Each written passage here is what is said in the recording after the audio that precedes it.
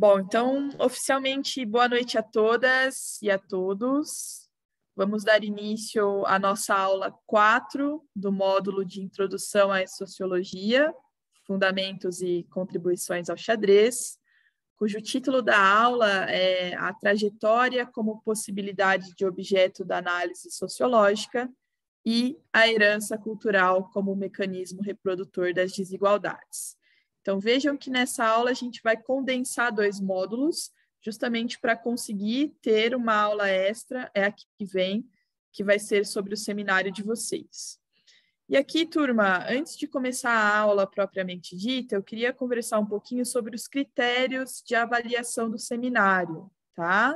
Então, até é bom que vou deixar gravado para o pessoal que vai assistir depois ter também essas instruções. Então, basicamente, relembrando um pouquinho para vocês, a ideia é que na aula que vem a gente faça seminários sobre temas discutidos durante a aula, que podem ser releituras, podem ser sínteses, podem ser aplicações de algum autor, por exemplo, de Pierre Bourdieu, em algum aspecto do projeto de pesquisa de vocês, pode ser o aprofundamento de determinada categoria, enfim, sintam-se bastante à vontade para explorar aquilo que vocês desejarem em relação aos tópicos abordados na disciplina, tá? E serão 5 os critérios pelos quais vocês serão avaliados nesses seminários. Então, eu sugeri que vocês o fizessem reunindo de 5 a 6 pessoas. Nós teremos, de acordo com o número de seminários, cerca de 20 a 15 minutos de apresentação, seguido de 5 a 10 minutos de arguição. Isso a gente vê direitinho na aula que vem, conforme os grupos formados por vocês, tá? Então, basicamente, os critérios em que esse seminário será avaliado será a adequação do tema e problema no contexto do curso. Então, se vocês recortaram uma temática que foi presente em alguma das nossas aulas. Depois, a clareza da argumentação na sessão de perguntas e respostas. Então, para a sociologia é muito importante ter clareza dos argumentos, do ponto de vista que se parte, ou seja, da lente que se observa determinado objeto. Então, sendo isso relevante, será parte também dos critérios pelos quais vocês serão avaliados. Depois, domínio do tema e comunicabilidade da transmissão, ou seja, se vocês o fizeram de forma a ser acessível para os demais colegas. Por fim, adequação estrutural e linguística da apresentação, ou seja, se vocês apresentaram de modo a abordar objetivos, metodologia, conclusão, mesmo que seja um ensaio um pouco mais simples, vocês têm que ter determinada estrutura, que é um pouco aquilo que eu apresento no início de toda a aula. Então, vocês veem que antes de eu começar os slides, propriamente dito, a aula tem uma estrutura, tá? Isso é importante didaticamente para vocês, até enquanto professores, em termos formativos. E, por fim, a adequação ao tempo disponível, que a gente vai estipular na aula que vem direitinho, mas preparem-se para cerca de 15 a 20 minutos de apresentação e de cerca de 5 a 10 minutos de arguição em relação às perguntas, tá? Deixa eu ver aqui os comentários de vocês. A Daiane pergunta se alguém já tem grupo montado. Vocês querem uns minutinhos aqui para formar os grupos? Querem abrir os microfones, dar uma perguntada para o pessoal? Olha só, a Wanda já comenta que não tem grupo. Ok. E a Daiane também não. Então, talvez vocês possam juntas. Glaicos. Oi, Glaicos. Boa noite. Tudo bom? Glaicos comenta que também não. Então, depois, sintam-se bastante à vontade para formarem esses grupos, tá? Eu esperei que vocês já tivessem formado, ou seja, que vocês já estivessem montando seminários. Mas, então, aproveitem essa semana final para isso, visto que as apresentações ocorrerão na semana que vem, no dia 29 de outubro, tá? Deixa eu dar uma olhadinha aqui nos comentários. Oi, Marcelo, boa noite, tudo bom? Boa noite, tudo bem? Tudo bem, você? Tudo ótimo. Eu cheguei um pouquinho atrasado, desculpa. Imagina, fica tranquilo. Então, olha lá, a Daiane sugere que juntem-se vocês três que estão sem grupo.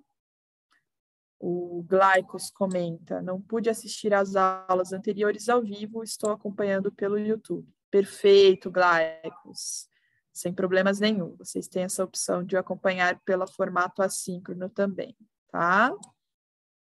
Olha lá, Valdemir está sem grupo. Daiane sugere 4. E o Cássio comenta que, por força da participação no Brasileiro, fará um vídeo. Isso que você já tinha comentado comigo em aulas anteriores. Perfeito. Ok.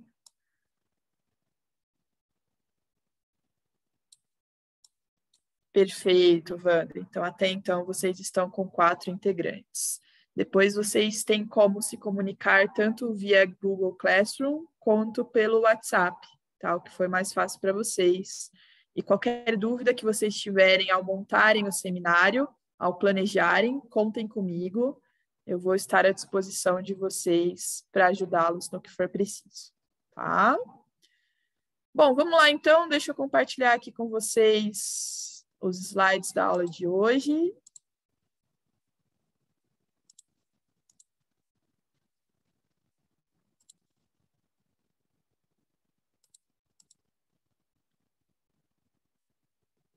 Pronto. Então, como eu disse com vocês, na aula de hoje a gente vai discutir um pouquinho sobre como vocês podem utilizar o conceito de trajetória como uma possibilidade de agenda de pesquisa.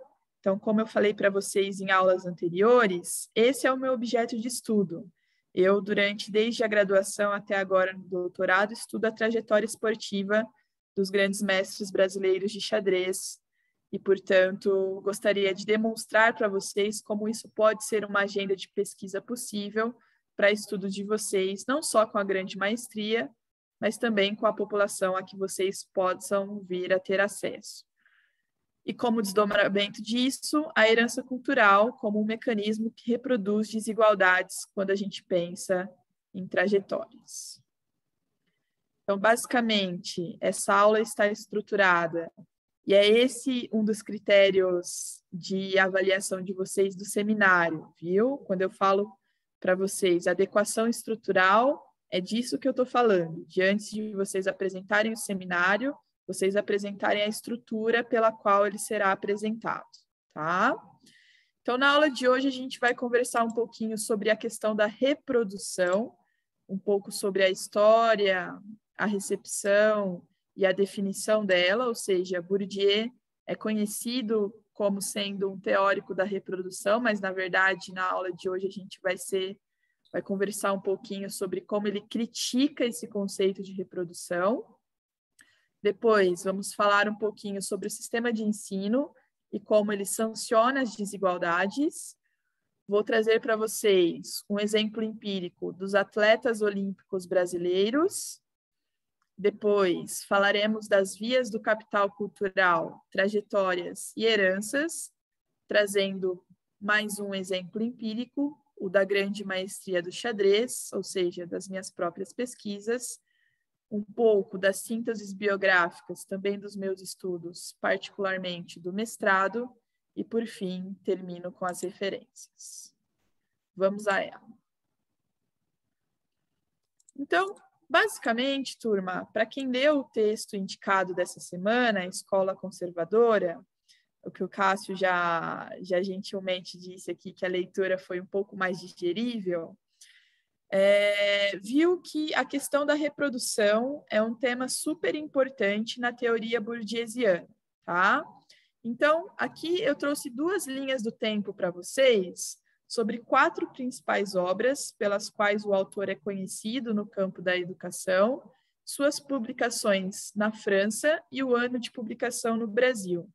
Então, a gente tem, em 1964, o livro Os Herdeiros, Os Estudantes e a Cultura.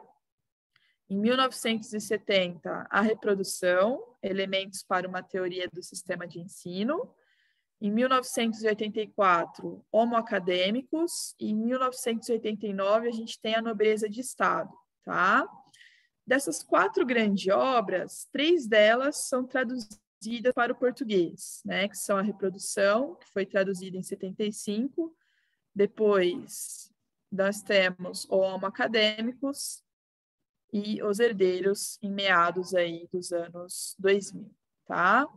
De longe, turma, as mais conhecidas aqui são A Reprodução e Os Herdeiros, estudos em que o Bourdieu vai se dedicar a denunciar algumas das desigualdades presentes no sistema de ensino, mais especificamente, no caso dele, vai falar do sistema de ensino francês, e no caso dos Herdeiros, é uma pesquisa documental ímpar, com dados muito valiosos, sobre como os estudantes franceses entram na universidade e reproduzem as categorias socioprofissionais de seus pais, ou seja, toda uma estrutura de classes sociais privilegiada que vai se manifestar também no interior do sistema de ensino francês. Bom, então, quando a gente fala da reprodução, um pouquinho de como ela foi recebida no Brasil diz muito sobre como a gente entende esse conceito. Mas antes de eu falar um pouquinho dela, eu queria ouvir de vocês. Pela leitura do texto A Escola Conservadora, o que vocês entenderam por ser reprodução? Quando o Bourdieu vai falar que as pessoas ou os agentes reproduzem a estrutura social, do que ele está falando?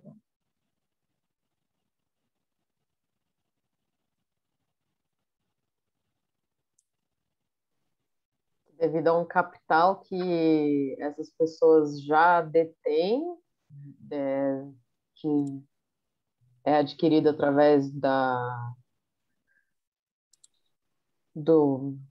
posição social que elas ocupam, da família, etc., do ambiente, elas, mais ou menos como posso falar? Os privilégios são mantidos e as desigualdades são mantidas também.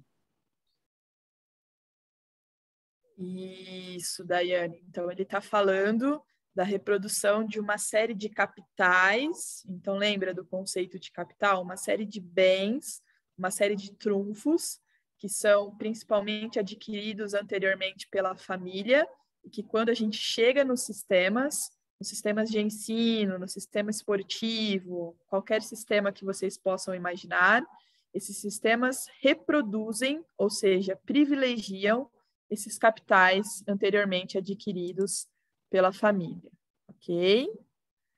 Ou seja, é isso que ele vai falar sobre reprodução, turma, uma reprodução da estrutura de classe, geração por geração, e sancionada, ratificada pelo sistema de ensino e também pelo sistema esportivo, como nós vamos ver durante a aula de hoje. Porém, quando o livro A Reprodução foi traduzido para o Brasil, a gente teve alguns impasses em relação à forma como ele foi recebido aqui. Então, há um artigo muito interessante que se chama As Apropriações da Obra de Pierre Bourdieu no campo da educação brasileiro, através de periódicos da área, dos Catani, do Afrânio Catani, da Denise Caetani e do Gilson Pereira, que vai falar um pouquinho sobre o porquê houve um impasse quando a gente fala da interpretação brasileira ao tema da reprodução. Então, basicamente, os autores vão falar que a maioria dos estudos bourdieusianos neste recorte que eles procuraram observar fazem uma apropriação conceitual tópica, ou seja, a maioria dos estudos que se utilizam de Bourdieu naquela época se utilizavam apenas dos seus conceitos e não de seu modo de trabalho e não de sua teoria no total, tá? Ou seja, uma apropriação muito mais incidental, conceitual tópica, do que de fato de seu aporte teórico-metodológico. Então, Os autores que utilizavam no Brasil nessa época tinham pouca relação entre o seu arcabouço conceitual e teórico, apresentavam também indiferença às mediações e autonomia relativa dos campos, ou seja, lembra que a gente conversou? Aliás, mais cedo eu pude visitar o grupo e eu vi que alguém colocou lá alguma tirinha, alguma imagem que era mais ou menos assim. Era what gives, o que dá poder às pessoas, né? Dinheiro, eu não me lembro se era status, alguma coisa assim, e o conhecimento do mate de cavalo e bispo. Esse é um exemplo claro da autonomia relativa dos campos. Por quê?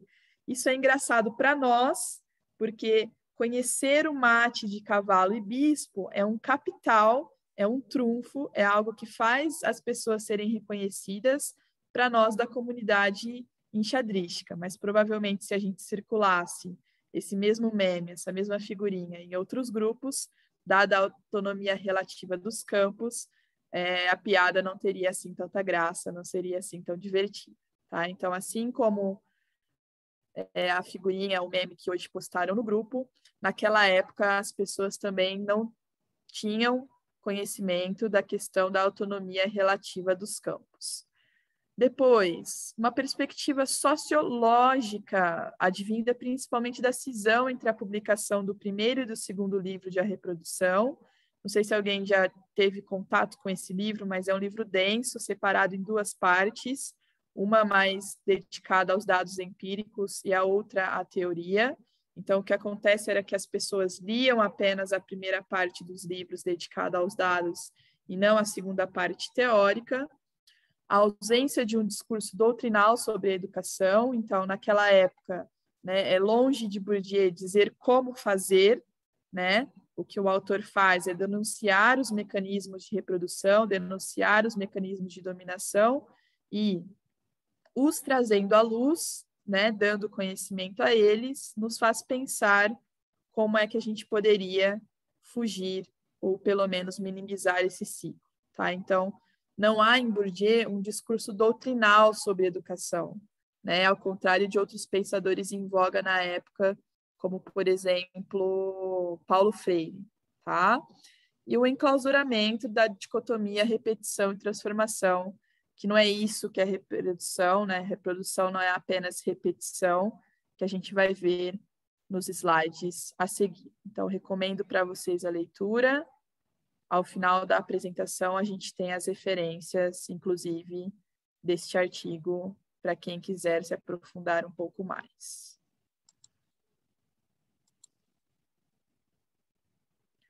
Bom, então, como a Daiane já adiantou para a gente, por reprodução, turma, a gente vai entender a produção de novas ordens sociais, mas que nunca partem do zero, que nunca partem de um marco zero, tá? Mas que sempre herdam as posições, as estruturas em que os sujeitos pertencem enquanto classe, tá? Então, aqui eu trouxe para vocês um quadro muito interessante que vai falar justamente sobre a questão probabilística de frequência da teoria do autor. Então, vejam que interessante, ó, como é que a gente faz para ler esse quadro? Ele é bastante simples, na verdade.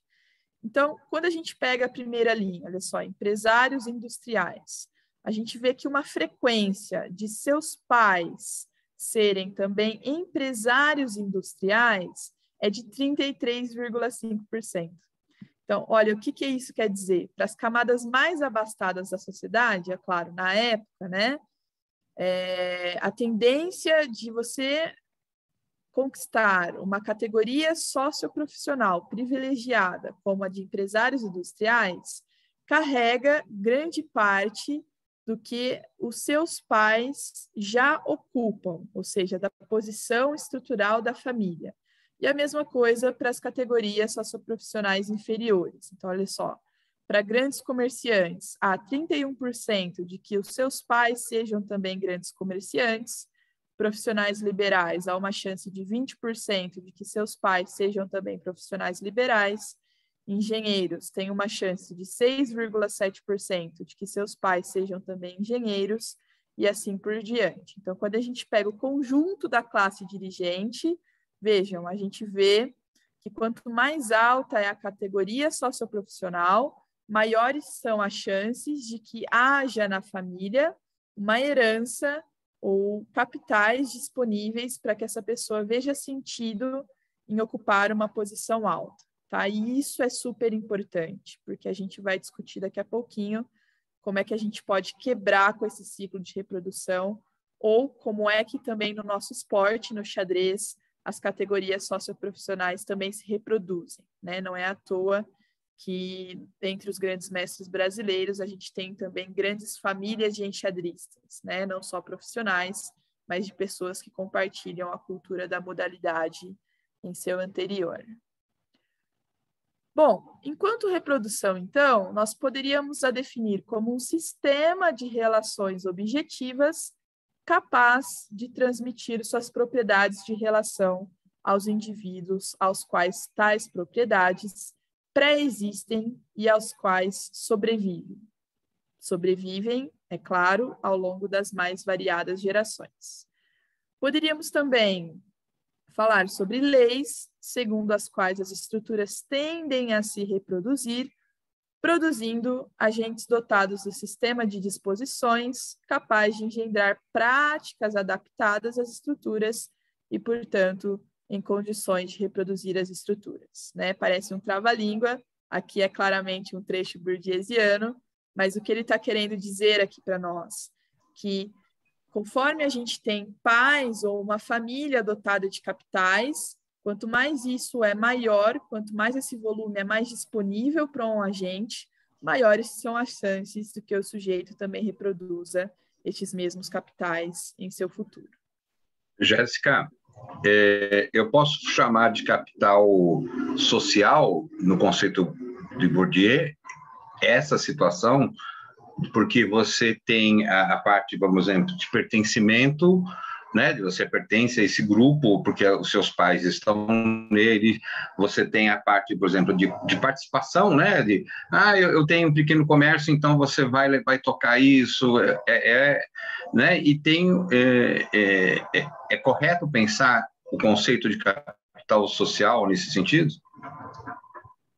Ótima questão, Cássio, e sem dúvidas. Aqui, quando a gente fala de capitais, pensem nos 3 tipos: no capital social, no capital cultural e no capital econômico. Tá? Então, as pessoas herdam esse conjunto, essa bagagem, que é o que a gente vai chamar de herança, e tem maiores chances de seguir por esses caminhos, justamente por isso que você está apontando. Então, veja, eu herdo um pequeno comércio, então eu não herdo só o caráter econômico desse pequeno comércio, eu herdo toda uma cartela de pessoas que o consomem, eu herdo toda uma relação dos meus pais de clientes, eu herdo todo um capital cultural de como saber lidar com esse comércio, de como vivenciar, de como experimentar esse pequeno comércio desde criança. Ou seja, essa bagagem, essa herança que vai se formar, é formada tanto por capitais culturais, econômicos e sociais. Perfeito. Assim como a gente comentou nas aulas retrasadas, que são as famílias de enxadristas, né? Então, quando a gente pega, por exemplo, os Vescovi, né?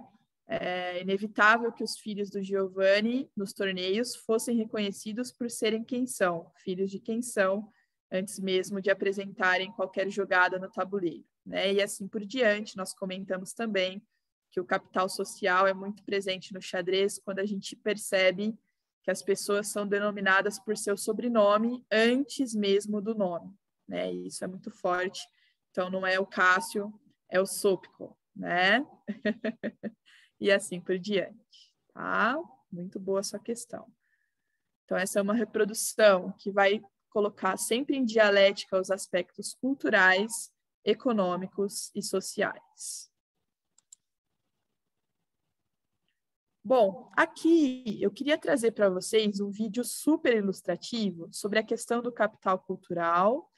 Deixa eu ver se eu consigo colocar para vocês.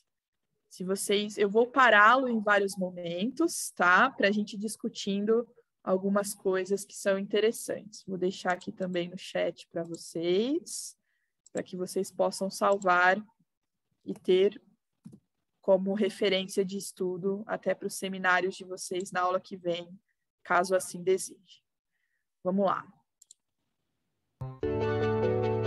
A escola é o lugar onde o conhecimento é transmitido de forma democrática, igualmente para todos os alunos. E aqui eu já quero parar o vídeo. Turma, olha essa afirmação.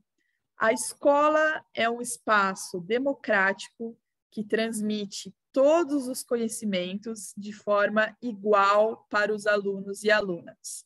De acordo com o texto que nós lemos durante essa semana, essa afirmação com Bourdieu é verdadeira? Absolutamente não. Isso, e por que não? Quem argumenta para mim? Eu acho que você não tem a mesma condição, igual primeiro por a questão de acesso a materiais, acesso àquilo que está sendo tratado.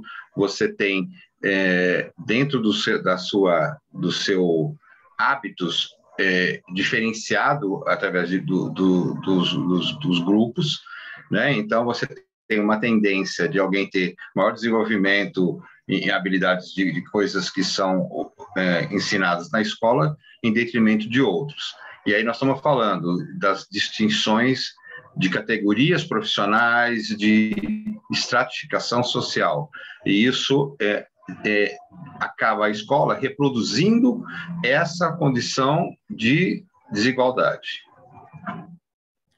Isso, muito bem.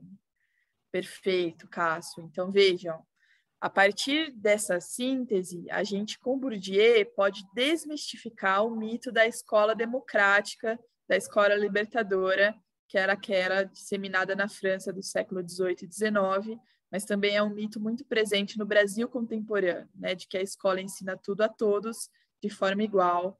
E aí, pela tese do capital cultural, que eu vou apresentar aqui para vocês no vídeo, a gente vê claramente com Bourdieu que não, né? As pessoas entram em patamares desiguais de capitais dentro da escola, e esse é um sistema que, ao invés de atuar para minimizar essas desigualdades, os acentua, assim, diferenciando aqueles detentores desses capitais daqueles que não são.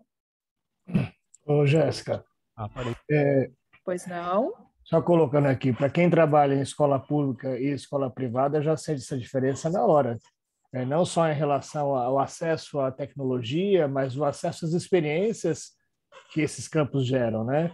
E se você olhar, eu estava até discutindo no grupo outro dia com o Paulo, se você olhar no novo ensino médio, a estrutura como está sendo montado o currículo, você já percebe ali que existe uma clara intenção de favorecimento de quem tem uma estrutura de ensino mais abrangente, em detrimento de quem está perdendo, vamos colocar assim, conteúdo, pensando na estrutura vestibular do Brasil, né?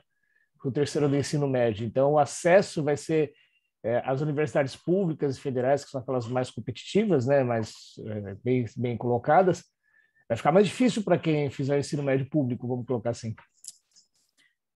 Ótima colocação, Marcelo. Inclusive, eu vi durante essa semana passada que a estrutura do ensino médio público sofreu uma alteração de diminuição da carga horária das humanidades, né?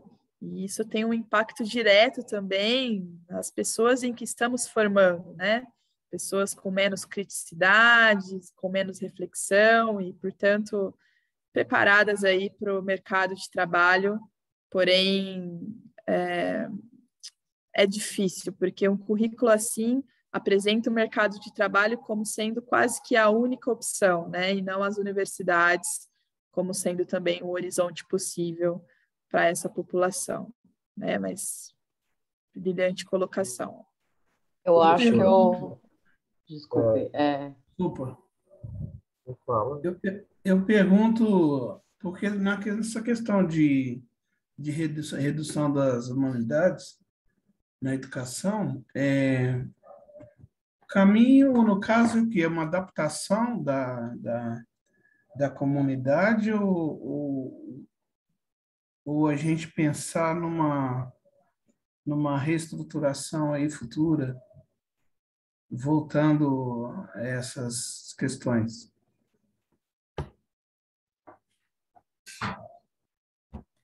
professora? Eu não sei se eu entendi a sua pergunta, Vicente. Você comentou que houve uma redução das humanidades no ensino, né? Isso vai provocar qual a perspectiva de uma adaptação da sociedade quanto a esse novo ensino, ou vai gerar um impacto, é lógico, né? De um déficit, eu acredito, aí, futuro. Mas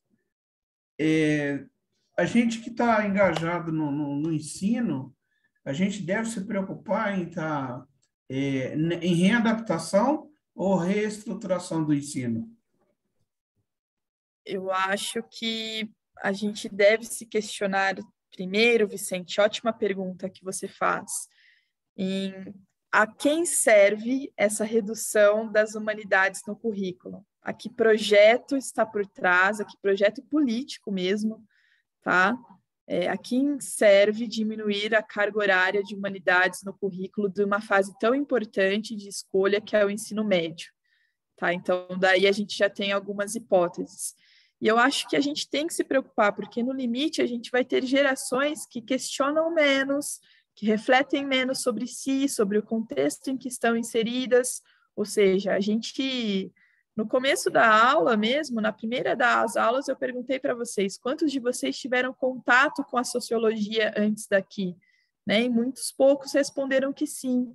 Ou seja, disciplinas como a nossa, por exemplo, se inseridas em estágios anteriores, como o ensino médio, a própria faculdade ou o ensino fundamental, dariam mais subsídios reflexivos para as pessoas pensarem sobre si, sobre o mundo e sobre o lugar que ocupam nesse mundo. E aí eu não só a sociologia, né, mas também outras como a filosofia, enfim, as ciências humanas em sua totalidade, dão subsídios para que as pessoas reflitam, questionem. E o que parece é que, para o atual governo, essa capacidade reflexiva e de criticidade não é algo assim tão privilegiado por conta das várias medidas que vêm sendo tomadas, né? Então, é claro que esse deve ser um aspecto sempre de alerta para nós educadores, porque tais quais essas humanidades, o xadrez também é uma prática que promove, né, que pode promover a reflexão, a criticidade. Então, provavelmente a gente tenha no futuro gerações que, ao menos dentro da escola pública, não tenham oportunidade de experienciar essa área de humanidades que é tão importante assim para a sua formação. Tá? Jéssica, deixa eu só fazer um comentário, é bem rapidinho. No curso CTS, Ciência, Tecnologia, Sociedade, né, uma questão bastante relevante, que é bem dentro do que vocês estão falando, né, do que o Vicente comentou, a questão do sistema S de ensino, o SESC, SESI e etc., né, que visa o quê? Formar profissionais para o mercado de trabalho, só. Ou seja, se você forma um torneiro mecânico e, de repente, não existem mais aquela função, porque ela acaba né, com as revoluções tecnológicas, né? Então, você está formando profissionais para o momento, para o que interessa para a indústria, né? Essa é uma reflexão bastante importante e é uma coisa a ser bem pensada, revisar mesmo. Mas se você pensar que o nosso ministro da Educação fala que a faculdade é para poucos, e que tem muita faculdade, muita universidade, a ideia é essa mesmo. Botar as pessoas para ser peão, não pensar e seguir aí no cabresto. E eu gostaria de entrar na fala, na conversa, porque, como eu disse, inclusive, acho que essa questão do papel da educação, papel do educador, já perpassou por a nossa pós em dado momento. Tem um momento até de tensão, mas eu não consigo, de forma nenhuma, pensar como você está na educação, como professor, como educador, assim como você queira se autodefinir sem ter uma leitura crítica do papel da educação no mundo, o papel da educação do Brasil no contexto global. Quando eu falo do papel, estou falando enquanto país, frente aos países desenvolvidos, frente a uma cultura,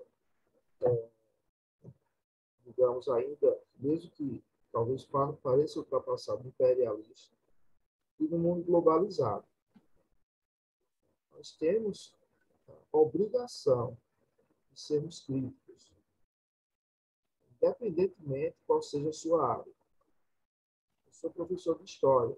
E uma das coisas que me angustia demais é ter que estar debatendo posições em momentos tão desnecessários, debates desnecessários, por exemplo, jogos escolares do município. Eu estou lá no meio de vários professores de educação física. Cada um preocupado com as modalidades coletivas e com a sua modalidade,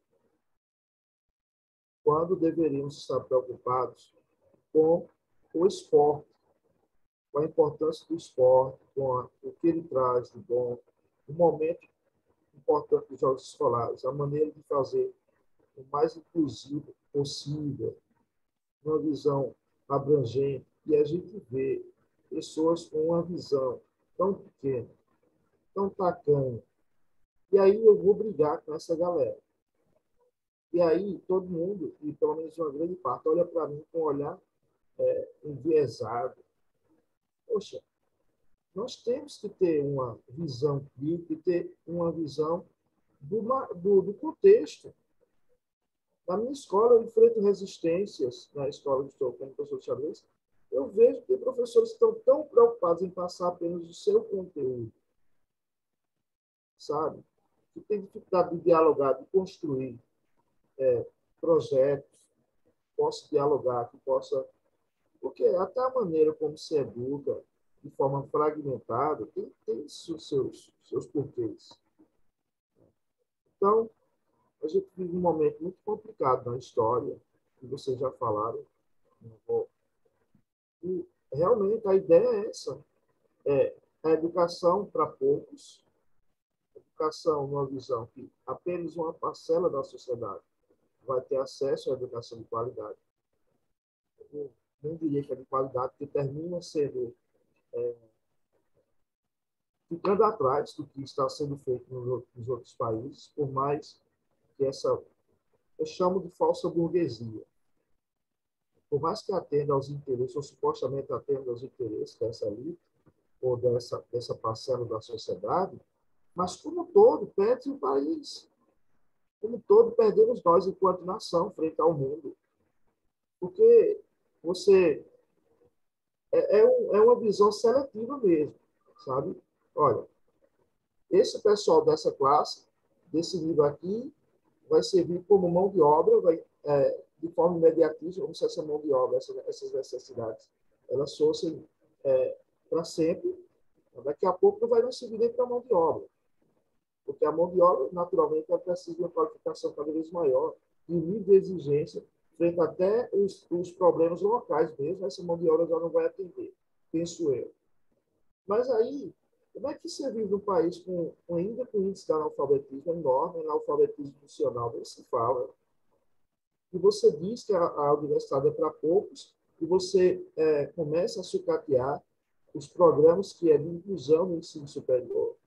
Você começa a atacar a ciência, tirar recursos da ciência, o CNPq agora mesmo, 70%, 87% dos recursos previstos foi cortado, e aí muitas pessoas que estão produzindo ciência vão ficar sem ter como continuar e vão para outros países. Então, imagina o que está sendo feito com o futuro do país enquanto nação mesmo, enquanto produtor de conhecimento.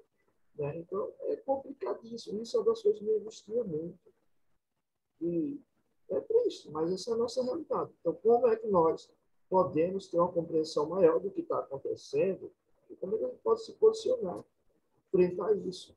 E se posicionar não é só, está acontecendo assim, mas tá bom, o que é que eu posso fazer? Eu sempre fico angustiado como é que nós podemos construir alguma coisa que faça frente a isso. Desculpa se eu me alonguei, que não era a minha intenção. Imagina, turma, a nossa disciplina é um espaço privilegiado para a discussão destas questões, e esses embates são muito mais que bem-vindos aqui, né? Então, já dizia Darcy Ribeiro, né? A crise na educação não é uma crise, é um projeto, né? Então, enfim, dispensa comentários. É só a gente parar um pouquinho para refletir o quanto confluem cada uma dessas ações, né? A diminuição de verbas para o CNPq, a reforma curricular do ensino médio público, o mercado de trabalho como único horizonte possível, né? Quando a gente percebe para perceber e junta cada uma dessas partes como se fosse uma coxa de retalhos, a gente percebe em que direção vai esse projeto de crise em que a nossa educação está vivenciando. Tá? Mas pertinentíssimos os comentários de vocês. Muito bom. Bom, sigamos, né? Porque na contramão dele é por isso que estamos aqui estudando e refletindo, né? Tentando aí ter uma fresta de esperança em meio a esse caos. Vamos lá. Recentemente.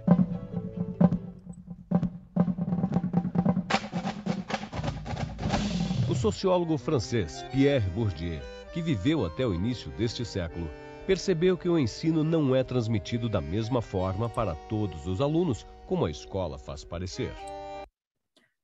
Turma, antes de eu continuar, Sérgio, me desculpa, vi agora que você perguntou sobre fazer uma questão no chat. É claro, não precisa nem me perguntar, viu? Pode fazê-la. Vamos lá, o que é que você queria levantar?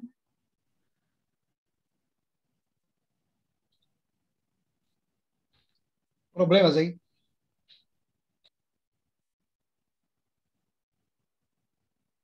Sérgio está por aí? Está nos ouvindo?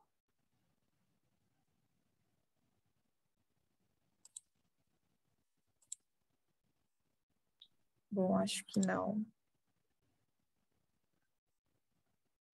Sérgio?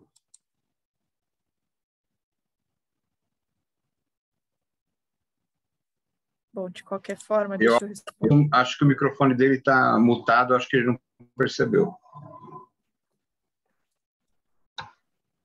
Deixa eu tentar aqui. Ok. Para ele. Consegui. Ok, Sérgio. Me apresento agora, sou novo, professor do Estado do Paraná, aposentado, e sempre, desde que eu entrei em 85 até 2019, ao sair, sempre houve esse comentário, sempre existiu essa... profissionais, inclusive, onde eles davam aula em períodos em escolas públicas, de uma maneira e em escola particular de outra maneira, né? Então, o que eu acredito também é muitos profissionais não têm vontade de se capacitar, né? De melhorar a sua qualidade profissional, e muitas vezes não é levado em casa, em algumas pesquisas a gente verifica várias, que essa questão não é muito colocada. Porque o profissional, por exemplo, fazia PDE, na época, um período atrás, né, quase poucos tinham interesse de sair, de afastar, para buscar essa questão, né? Então, fala assim, o professor não consegue explicar, né, ensinar, não vai ensinar de maneiras... Claro que não. Cada um tem uma absorção do conteúdo. A didática, a metodologia diferenciada vai direcionar várias situações. Agora, nós profissionais também temos muita dificuldade de nós nos adaptarmos à realidade. Eu acredito que, dentro dessa linha, eu já li algum material com relação ao autor, mas nós temos um pouquinho de culpa no cartório, ou não?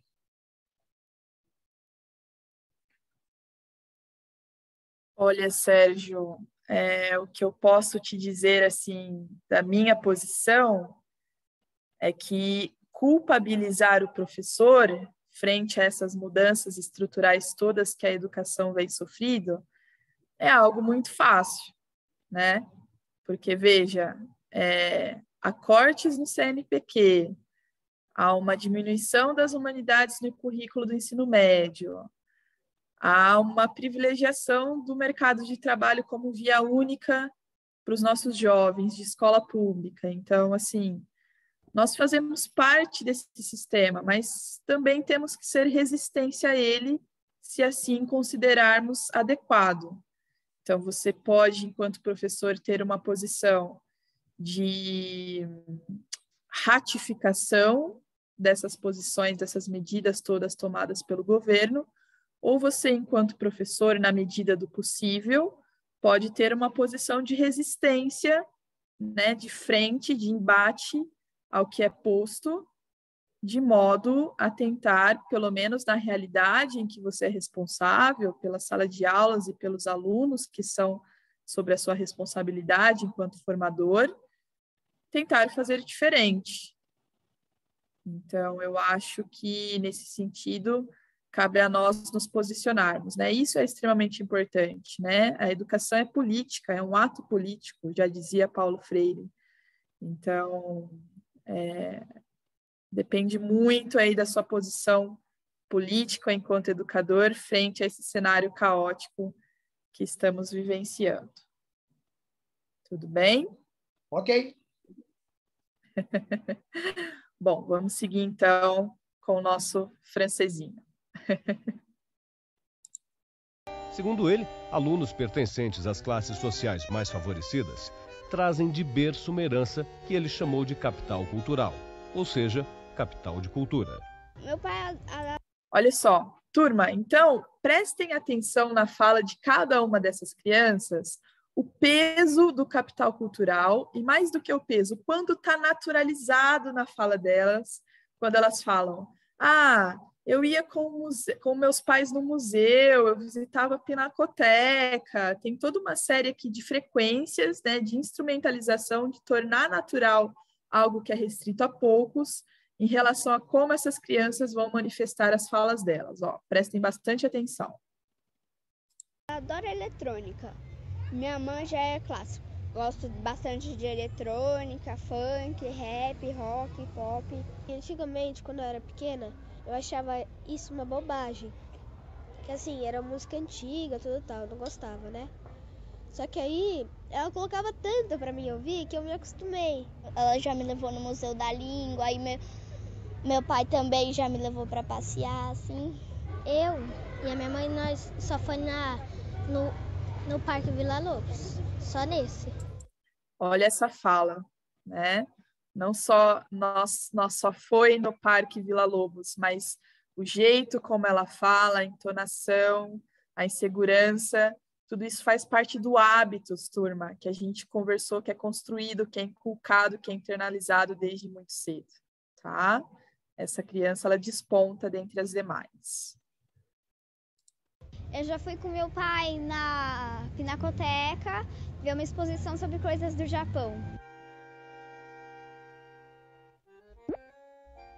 A cultura são os valores e significados que orientam e dão personalidade a um grupo social. Já a capital cultural é uma metáfora criada por Bourdieu para explicar como a cultura, em uma sociedade dividida em classes, se transforma numa espécie de moeda que as classes dominantes utilizam para acentuar as diferenças. Olha que relevante essa distinção entre o que é cultura e o que é capital cultural. Turma, significa que a criança, aquela garotinha que falou que só foi no Parque Vila Lobos, não tem cultura? Eu posso fazer essa afirmação? Não. Não. Quem argumenta? Ela tem uma cultura, ela tem uma vivência, a vivência anterior dela, mas talvez não seja a cultura, como poderia falar, refinada ou cult, né, que as pessoas falam. Cultura de erudição, né? Obrigada. Isso, Daiane. Isso, Cássio. Ou seja, ela só não tem aquela cultura que é valorizada no interior dos sistemas pelos quais as pessoas são sancionadas. Ou seja, ela não tem o capital cultural, ela não tem um trunfo, ela tem um tipo de cultura que não faz parte desse arbitrário. Perfeito, essa distinção é super relevante. Vamos seguindo. A cultura se transforma em instrumento de dominação. Além disso, a classe dominante impõe às classes dominadas sua própria cultura, dando-lhe um valor incontestável, fazendo com que seja a cultura boa. Bourdieu percebeu essa dinâmica e a batizou de arbitrário cultural dominante. O arbitrário cultural dominante nada mais é do que uma cultura se impor sobre outra. Uma das mais importantes contribuições desse pensador para a educação foi transpor toda essa ideia para dentro da escola. A escola, dissimuladamente, contribui para que essa cultura dominante continue sendo transmitida como tal, e dessa forma acaba favorecendo alguns alunos em detrimento de outros. Os desfavorecidos são justamente aqueles alunos que não tiveram contato, através da família, com o capital cultural. Seja na forma de livros, coisas concretas, seja por não terem tido acesso a lugares e informações facilmente acessíveis para os estudantes mais ricos. Isso, então, veja como a escola contribui, turma, para sancionar essas desigualdades. Não é qualquer pintura que é cobrada nas aulas de arte, é Da Vinci. Não é qualquer instrumento que é mais veiculado nas aulas de música. São instrumentos como piano, violinos, clássicos. Não é qualquer leitura que é cobrada nas aulas de literatura. Então, vejam, apesar de não precisar ser assim, né? Ou seja, a gente pode subverter essa ordem fazendo diferente, quase sempre o que a escola faz é ratificar o capital cultural que apenas poucos têm acesso prévio ao longo de sua socialização familiar e anterior à escola. Professora? Oi. Pois não, vai lá. Sim, sou eu, Bruno. É o seguinte, essa questão eu vejo assim, que, por exemplo, a chegada do xadrez em uma escola da rede pública. Tem um determinado município vizinho, mas ainda não tem o nosso. Aí, tipo, tá igualando o nível cultural, mais ou menos assim, com relação ao outro município, seria isso? Porque as crianças não têm acesso ainda ao xadrez aqui em Palmeira dos Índios. Aí, quando eu trago o xadrez para as escolas, iguala ao nível de conhecimento da outra cidade, no caso, né? Estou falando assim de certas regalias que tem o outro município, mas ainda não tem o nosso, entendeu? Isso, Bruno. Eu acho que assim, a gente talvez iguale em termos de oferta, tá? O que seria preciso investigar no interior dessas escolas, e aí já deixando a deixa assim para o próximo tópico que a gente vai ver nessa aula, que é o estudo de trajetórias, é quem são essas crianças que têm contato com o xadrez na sua cidade vizinha.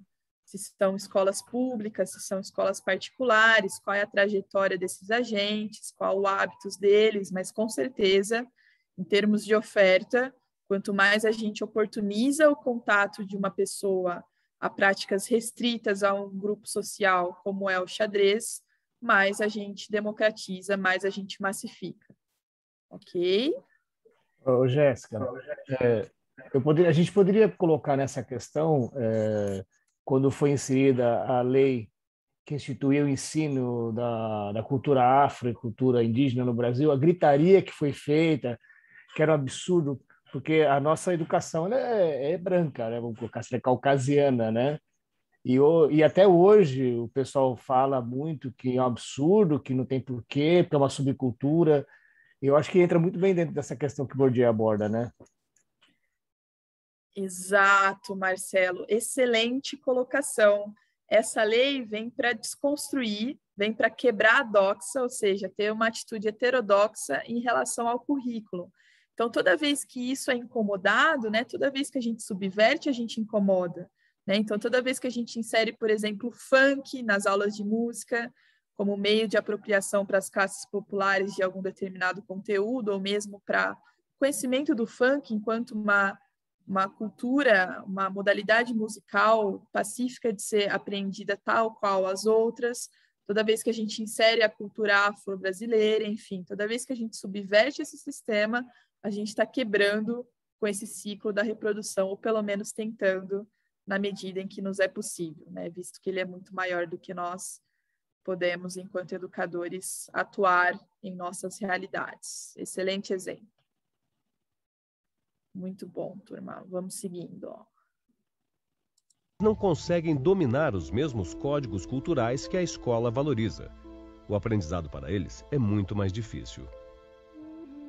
Bourdieu entende que assim a escola marginaliza os alunos das classes populares, enquanto privilegia os alunos mais dotados de capital cultural. E veja, aqui nasce um dos grandes mitos que a gente tem na escola, mas também no esporte, que é o da meritocracia.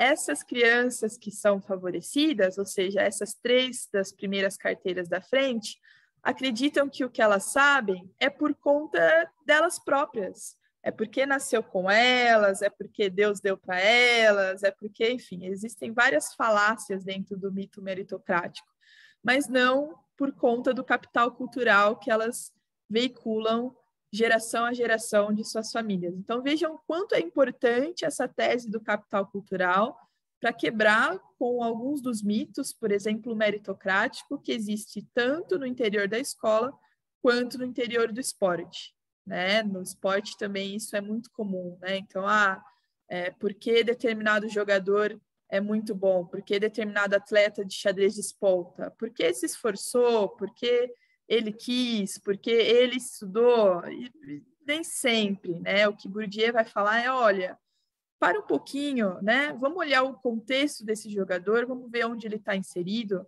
vamos olhar para a família dele, vamos ver quais capitais ele carrega. Será que é isso mesmo? Será que a gente pode dar uma culpabilização exacerbada à vítima, ou ao atleta, ou ao jogador, ou ao professor, né? Trazendo aqui a pergunta, acho que foi do Bruno.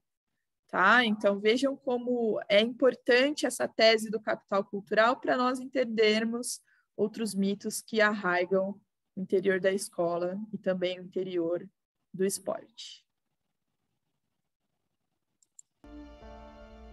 Por isso, o discurso de igualdade que a escola prega não funciona na prática. Os filhos de pais diplomados, porque tinham esta familiaridade com o universo de um saber que a escola cobrava, eles tinham mais chances. Não é porque a classe popular tinha uma incapacidade, não é que eles não tinham cultura, mas eles não tinham a cultura que a escola demandava. A escola não cobra dos alunos apenas o que foi ensinado. Ela cobra outras habilidades, que são fáceis para uns e estranhas para outros. Sabe uma habilidade, ou um modo, ou um hábito que é muito recobrado no xadrez, que é exatamente isso que o vídeo está falando? A escola não cobra só determinados conteúdos, turma, mas todo um modo de se portar, um modo de agir, um modo de sentir, que é a questão do silêncio. Quem aqui nunca ouviu que a aula de xadrez precisa ser uma aula de silêncio, né? E, bom, enquanto educadora, se vocês entrarem nas minhas salas de aula, vocês vão ver o oposto. Não sei vocês na realidade de vocês, mas o que está incumbido nessa ideia de que uma aula de xadrez tem que se dar no silêncio? De que o xadrez é um instrumento para cultivar uma ideia de disciplina, uma ideia de doutrina, uma ideia de comportamento mais rígido, mais disciplinador, que a escola dissemina, tá? Mas que não necessariamente, como educadores, a gente precisa perpetuar. Assim, ela acaba enfatizando.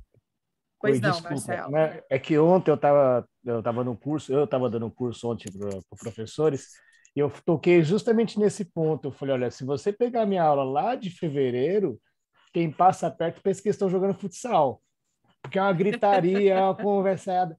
E aí eu colocava no seguinte, falei assim, a coisa é natural, conforme eles vão entendendo o jogo, que eles vão compreendendo que eles precisam prestar atenção, o silêncio vem naturalmente, você não precisa ficar cobrando esse silêncio o tempo todo, porque é uma questão natural da dinâmica do próprio esporte ou do próprio jogo, né? conforme você vai aprendendo, você vai se tornando, você vai pensando nas possibilidades, e o silêncio acaba se tornando maior porque o foco aumenta. Então, não precisa se preocupar com barulho, eu estava falando. Exato, né? É diferente a gente fazê-los entender que o silêncio é importante por conta da concentração, da elaboração das jogadas, do que de fato impor isso como uma condição sem a qual o xadrez não pode ser jogado. Então, mas aí eu penso também que o fato dos alunos conversarem na aula, a troca entre eles é muito importante. De conhecimentos entre eles, uma correção, por exemplo, ou uma explicação de uma estratégia, ou até um momento mais lúdico, assim, de diversão mesmo, e tá curtindo aquela atividade. E aí eu percebo que, por exemplo, no campeonato que tem anual, todos eles estão quietinhos ali, concentrados, dando seu melhor, não fica batendo papo. Já é outro contexto, entende? Mas as trocas ali do dia a dia são fundamentais para que eles construam e vão melhorando no xadrez. Isso, Daiane, eu corroboro contigo, né? E é natural que seja diferente, né? São campos diferentes, a sala de aula, o torneio, são ambientes que recobram sentidos e valores diferenciados da prática, né? Muito bom. Também corroboro como professora desse pensamento de vocês. Vamos lá. Usando as diferenças. Os alunos que cresceram em culturas distintas ou que não possuem um bom capital da cultura dominante se enganam e pensam que a dificuldade é falta de inteligência. Olha só que cruel isso é, né? Quando a gente, como professor, não tem conhecimento, a criança se sente vítima, né? Então, por exemplo, aquela criança que nos torneios de xadrez, aquela que vai participar pela primeira vez, que não sabe que precisa levantar a mão e esperar o árbitro, né? Que começa a gritar, a chamar pelo árbitro, né? Então, isso é deveras cruel com as crianças, e é por isso que a gente, enquanto educadores, quanto mais noção a gente tem desses mecanismos, né, que atuam sobre os hábitos dessas crianças, melhor é a nossa atuação em direção a tentar minimizar alguns comportamentos em detrimento de outros.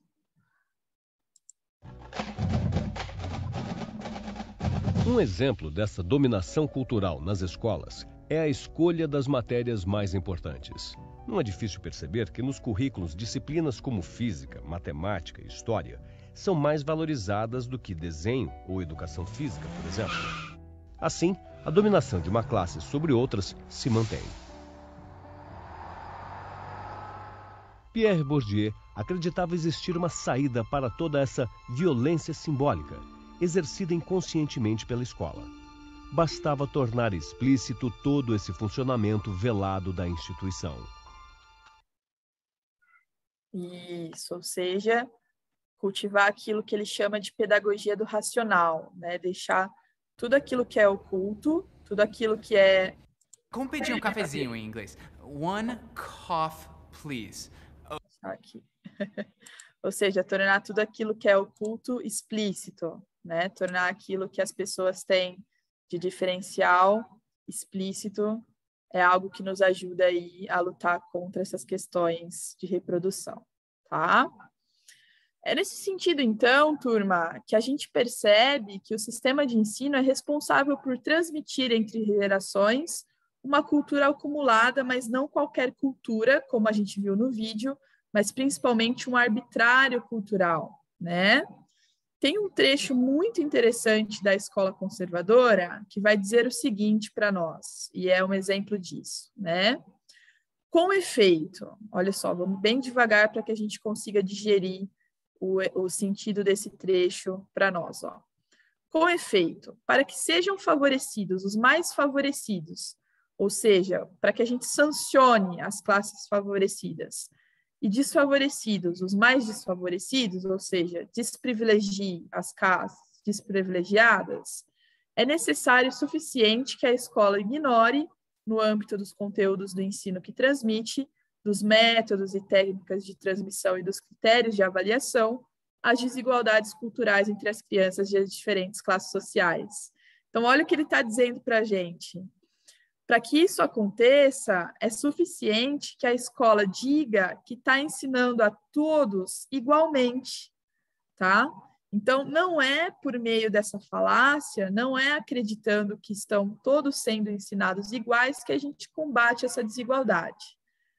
Em outras palavras, tratando todos os educandos, por mais desiguais que eles sejam de fatos, como iguais em direitos e deveres. O sistema escolar é levado a dar sua ascensão às desigualdades iniciais diante a cultura. Que é um pouquinho do que a gente conversou na aula passada sobre a questão de igualdade e equidade.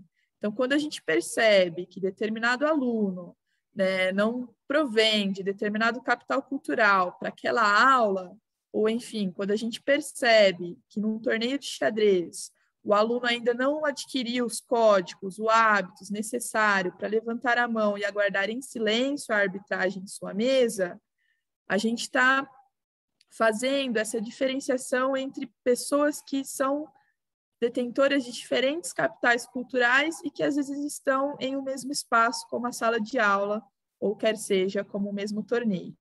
Então, é importantíssimo que a gente tenha isso em vista, né? Um exercício que eu faço sempre, em todo começo de ano, nas turmas que eu leciono, né? Eu em uma das escolas que dou aula aqui em Ribeirão Preto, dou aula para segundo e terceiro aninho do ensino fundamental. Eu pergunto para eles, quem aqui de vocês já conhece xadrez? E vejam, eu dou aula em uma escola particular. Qual é o cenário que vocês imaginam? A maioria das crianças levantam ou não a mão? Sim, perfeito. Ou seja, para a maioria, xadrez já é uma palavra que não é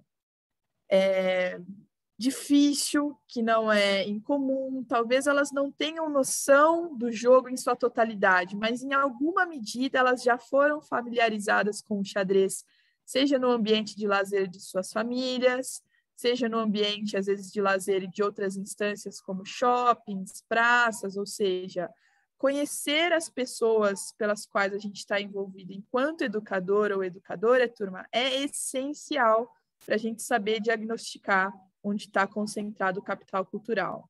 E isso não só no interior da escola particular, mas também na escola pública, porque mesmo entre as frações da classe popular, a gente tem famílias que são mais detentoras de um capital cultural e outras menos, ou seja, fazem isso por meio de uma boa vontade pedagógica, de uma boa vontade cultural. Então, é fundamental que a gente conheça os nossos educandos, turma. Não sei se vocês têm experiências que queiram compartilhar em relação a isso, a diagnosticar em capital cultural de seus educandos. Como é que vocês fazem? Eu tenho. Vai lá. Eu, de vez em quando, não fiz isso depois da pandemia, mas eu sempre visito as escolas aqui da cidade para tentar falar sobre xadrez. Algumas vezes convidado por um outro professor. O professor faz um projeto de matemática, aí envolve xadrez, a gente vai lá.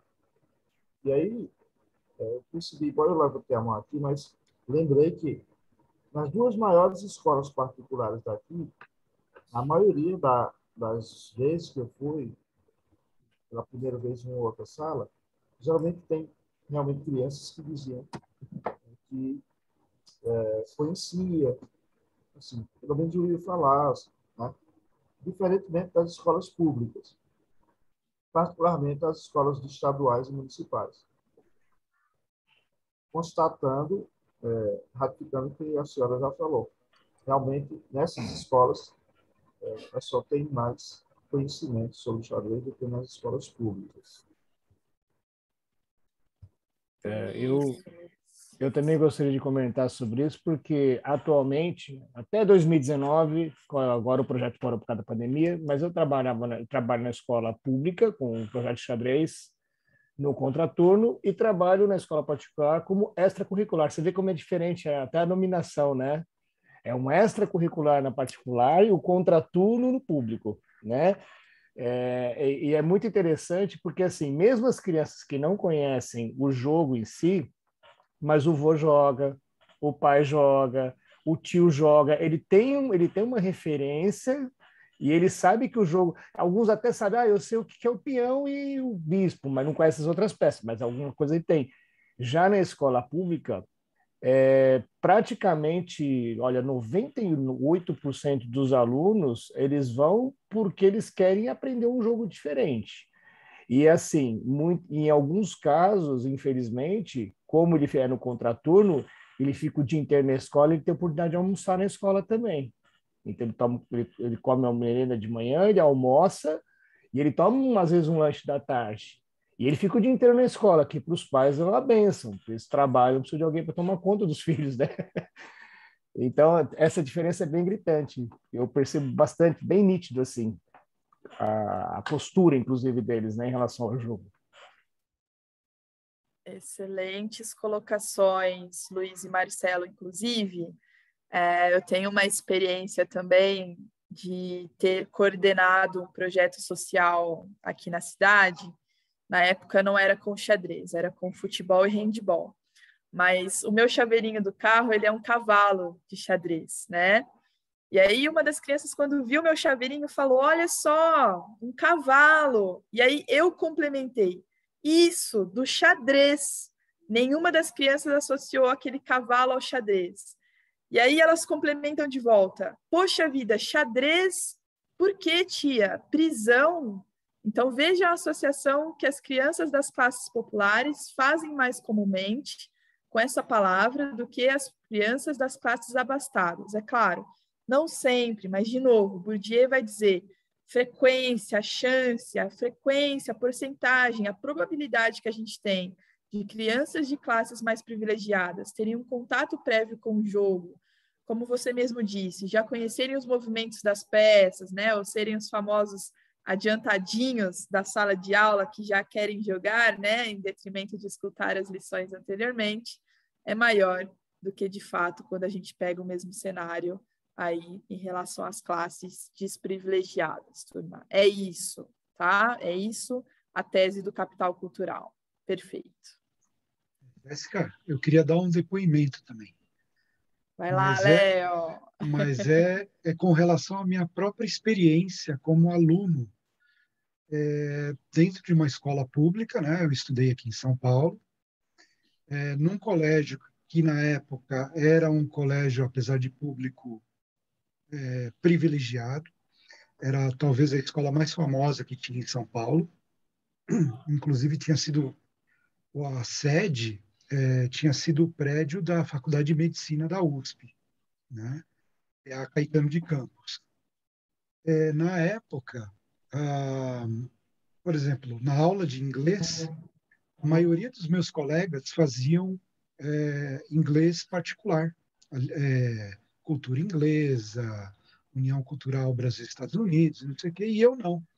A professora, quando chegava para dar aula, ela cobrava a mesma coisa de mim, o que cobrava dos outros. E isso daí, para mim, foi um trauma muito grande, porque eu não tinha condição de ter essas aulas particulares, né? Então, isso daí que você apresentou, olha, estou muito contente de ouvir também, apesar de já conhecer o Bourdieu e coisa e tal, mas é bem isso mesmo, com certeza.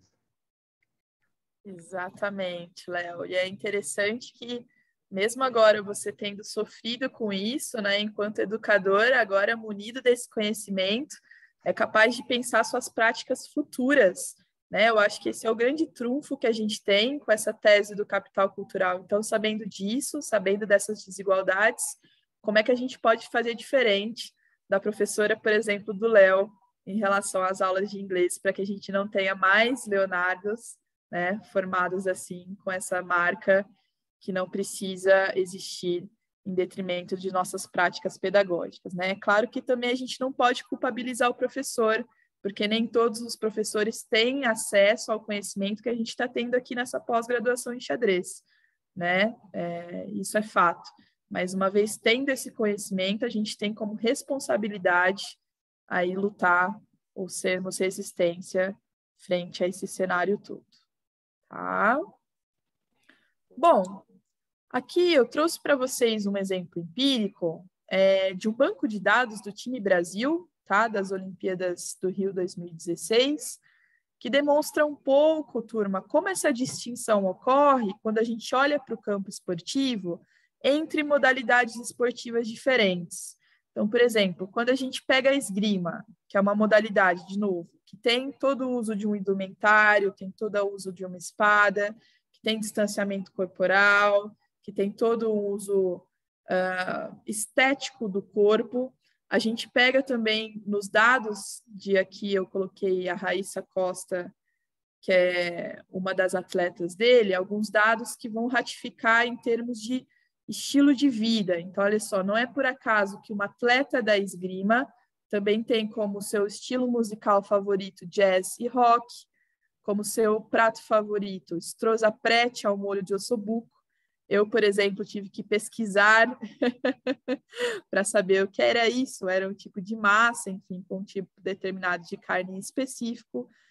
Tem como o clube e a associação que representa o Pinheiros, como hobbies cozinhar, fotografar e acompanhar tendências de moda.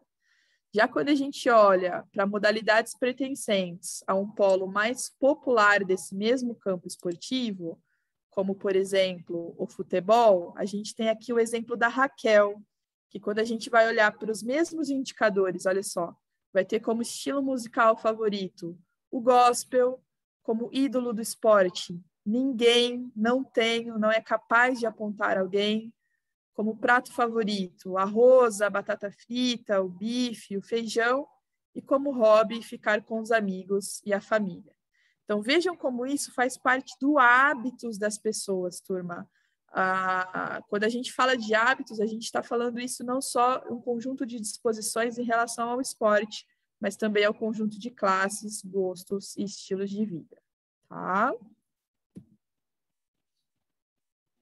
Bom, então, vocês poderiam se perguntar, poxa vida, mas munidos dessa tese do capital cultural, como é que a gente poderia, empiricamente, ou como agenda de pesquisa, colocar isso em prática? Como é que isso pode fazer parte de minhas pesquisas? Ou se esse é um tema que os incomoda, como é que vocês poderiam explorá-los, né?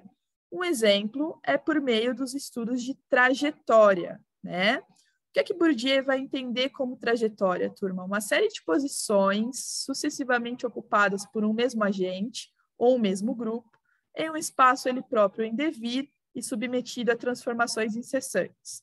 Então, basicamente, se a gente colocar em um eixo X o tempo, em um eixo Y a posição, como eu trago aqui para vocês na imagem, essa série de pontinhos, quando traçados em uma mesma linha, ou seja, uma série sucessiva de posições, então entendam cada um desses pontinhos como posições diferentes ocupadas ao longo de um mesmo tempo em um campo determinado, é o que a gente chama de trajetória ou de trajetória social, ou seja, a história de vida, a biografia, quem são os alunos, quem são os grandes mestres, quem são os professores, quem são os diretores, ou seja, conhecer a origem social dessas pessoas diz muito sobre como a gente entende a relação delas com o sucesso ou com o fracasso em determinada modalidade ou mesmo categoria socioprofissional. É nesse sentido que os acontecimentos biográficos vão definir-se como alocações e como deslocamentos no espaço social, ou seja, eles não são estanques, né?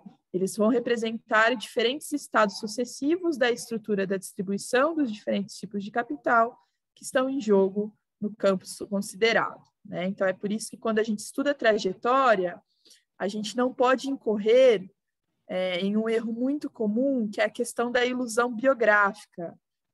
Então o grande mestre X, na década de 70, foi muito conhecido por alcançar a 3ª posição no ranking mundial e, após uma doença grave, ser reconhecido por acreditar ser o profeta de Deus que vai salvar o mundo.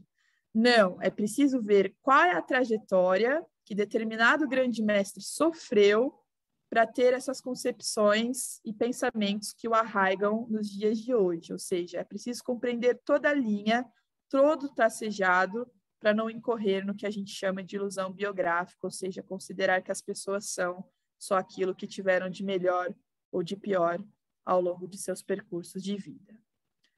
E é nesse sentido que cabe o conceito de disposição, que vai denotar, por um lado, o resultado de uma ação organizadora, com sentido próximo ao de estrutura, e, por outro, designar uma maneira de ser, um estado habitual, em particular do corpo, e, sobretudo, uma predisposição, uma tendência, uma propensão. Ou seja, de novo, Bourdieu vai trabalhar com probabilidades. Então, de acordo com o seu pertencimento a determinada estrutura social, determinados agentes têm mais chances de ser assim, têm mais predisposições de ser assim em relação a outros, tá? É nesse pensamento que a gente pensa o conceito de trajetória a partir de uma abordagem bourdieusiana.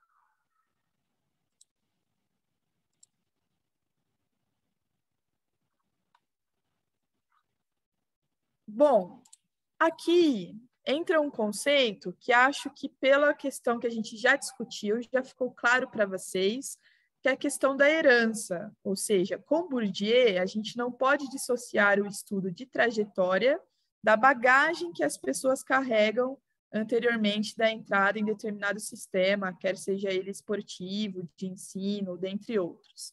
Então, o que seria essa herança, né? A gente poderia denotar como um acúmulo de capitais simbolizados pela posse de sistemas de percepções, de modos de agir e apreciações de mundo relacionados às manifestações culturais dominantes. Esse é um ponto importante. Quando a gente fala de herança cultural familiar, a gente está falando de um arbitrário cultural que é dominante, ou seja, que é legitimado pela sociedade, e até por isso é considerado arbitrário. Há uma relação com a cultura devido à incorporação de disposições anteriores à trajetória passada e de disposições potenciais à carreira quanto ao futuro. E dentro dessa questão de herança, turma, não está apenas a posse de capitais econômicos, sociais e culturais, mas principalmente a questão do hábitos dos sujeitos. E é nesse sentido que eu trago aqui para vocês a disputa do título mundial entre o Carsten, em que, olha só o trejeito, olha só como ele demonstra estar preocupado, estar aqui mais nervoso do que o seu oponente, né? Justamente porque esse é um veredito, a herança, né, que é relativa à posse de capitais que permitem o acesso a percursos marcados pelo sucesso e pela distinção, legitimados pelos mais diversos espaços sociais, né, sendo o patrimônio cultural familiar transmitido às futuras gerações de famílias de grupos sociais favorecidos. Um investimento cujo corpo e exis são objetos, né? O que é exis? Esse é um conceito que para vocês é novo. A exis é um componente do hábitos que se manifesta no corpo, ou seja, é exatamente a postura, é exatamente aquele aluno que está no seu primeiro torneio e não predispõe dos modos, dos códigos, do hábito de levantar a mão para chamar o árbitro e aguardar em silêncio em sua mesa. Ou seja, a herança cultural também se manifesta no jeito como a gente se porta, na maneira como a gente se fala, na maneira como a gente age, de acordo com as situações em que nos defrontamos no mundo social. É isso que a exis vai falar para a gente enquanto componente do hábitos.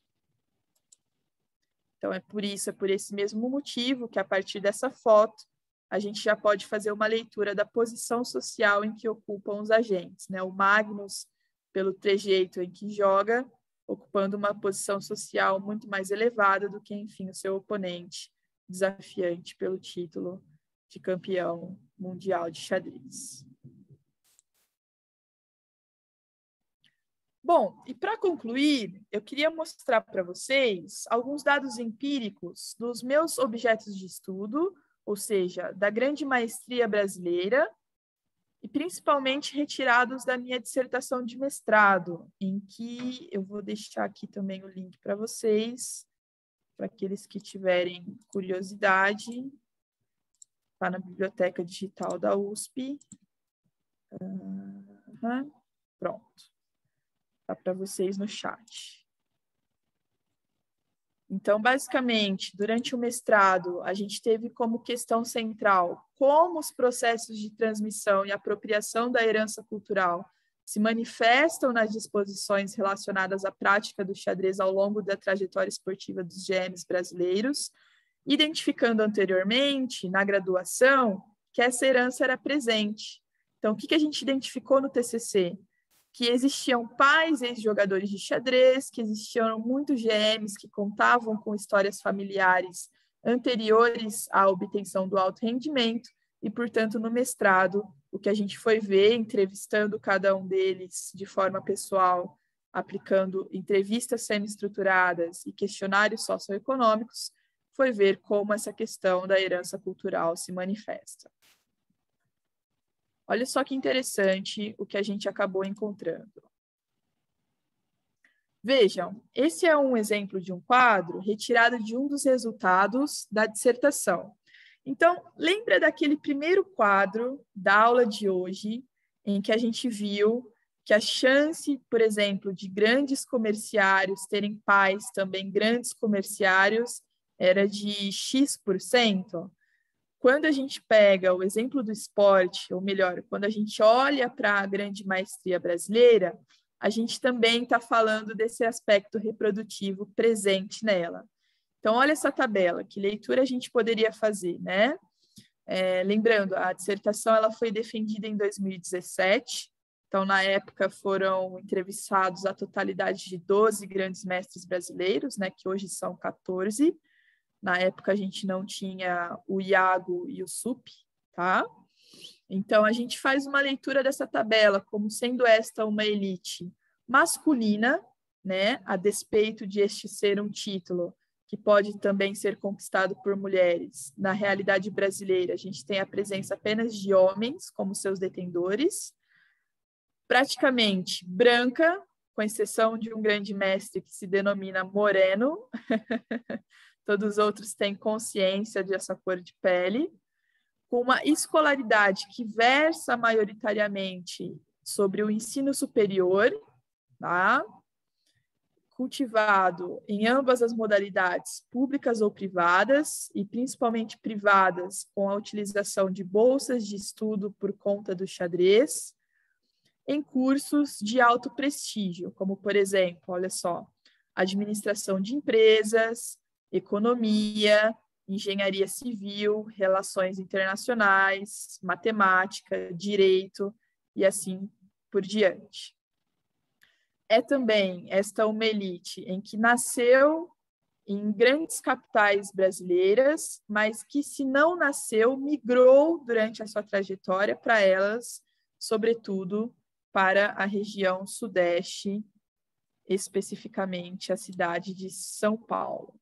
E, por fim, que se considera atleta ou professor de xadrez, com exceção de alguns grandes mestres que compartilham essa posição com outras tarefas mais. Bom, se então essa é uma herança familiar, seria preciso investigar as mesmas características em relação à família. Então, se a gente quer ver se há um aspecto reprodutivo nessa elite, é preciso saber também como é que foram as escolaridades, a profissão, o tipo de ensino cursado por seus pais, e é isso que a gente também investigou por meio dos questionários e entrevista semi-estruturada. Então, vejam, grande parte das famílias é numerosa, com os pais tendo uma escolaridade de ensino superior, tá? Então, vejam, se grande parte da grande maestria brasileira cursou o ensino superior, é porque tem pais com determinada probabilidade também de terem cursado o ensino superior. É aqui que a gente pega o aspecto da reprodução, tá? Na modalidade dos ensinos públicos ou privados, é lógico, aqui no caso dos pais deles, né? Outra época, né? A gente vai ter bastante público aqui, justamente porque naquela época o advento do ensino privado ainda era uma novidade, com provisões dos pais privilegiadas também. Então, olha só, livre docente universitário da USP, vendedor, advogado, funcionário público do Banco do Brasil, empresário, engenheiro civil, administrador, ou seja, todas essas posições que ajudam a entender o porquê eles também alcançaram uma profissão privilegiada no interior do campo esportivo.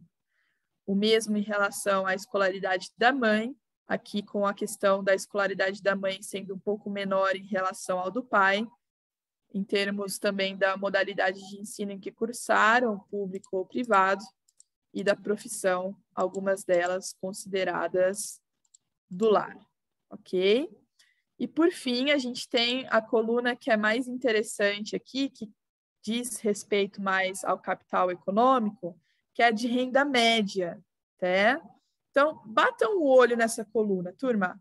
Dá para falar que a nossa elite, que a grande maestria brasileira é uma elite composta por mais capitais culturais ou econômicos de fato?